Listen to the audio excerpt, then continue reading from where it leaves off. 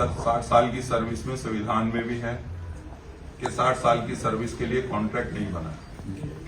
तो किसी भी विभाग में अगर एमसीडी में है तो आपसे निवेदन है कि कॉन्ट्रैक्ट को बंद किया जाए। कॉन्ट्रैक्ट का सीधे सीधा मतलब है सर कि कॉन्ट्रैक्टर को अगर आप चेक देते हो तो सिर्फ कॉन्ट्रैक्टर को देते हो, चाहे वो 100 कर्मचारियों का हो चाहे 200 का हो।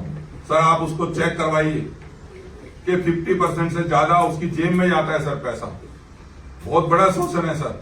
आपके जितने ऑटो टिपर है यहाँ आए हुए हैं सर, ऑटो टिपर्स की बुरी हालत है सर। ऑटो टिपरों की हालत ये है कि 300 गाड़ियां चल रही है जिसमें गाड़ी चलती है 20, 30, 40, इससे ज्यादा गाड़ियां नहीं चलती हैं।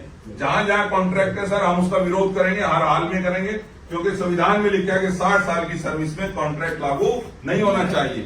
तो इसलिए आपसे निवेदन है कि आप एमसीडी में कॉन्ट्रैक्ट बेस को खत्म करके इनको पे रोल पे लिया जाए। ये 20-20, 25-25 साल से बच्चे जो हैं ये नौकरियों पे हैं, ये पे रोल पे आने चाहिए। इसके साथ साथ सर ये जो इनको जो सैलरी दी जा रही है उसमें जब कॉन्ट्रैक्टर को कमीशन दे रहे हैं तो आपसे निवेदन है कि वो सैलरी अगर इनको 16 दे रहे हैं तो उसको कम से कम एक बंदे की आपके ऊपर लेवी जो आ रही है वो 20-25 हजार रुपए आ रही होगी, तो वो सैलरी क्यों ना उन्हीं बच्चों को बढ़ा के दे दी जाए ताकि वो काम अच्छे से हो सके। फायदा होगा सर। कॉन्ट्रैक्ट सर आज दिवाली आने वाली हो रही है, यहाँ कॉन्ट्रैक्ट के बच्चे आए हुए, अभी तक उनकी सैलरी नहीं हुई है, जबकि आप लोगों के साथ एग्रीमेंट होता है कि 7 तारीख तक उनको सैलरी देनी होगी, चाहे वो अपनी जेब से दे या आप लोग उनको दें। लेकिन सैलरी दी जाती है 20-20, 22-22, 25-25 तारीख को।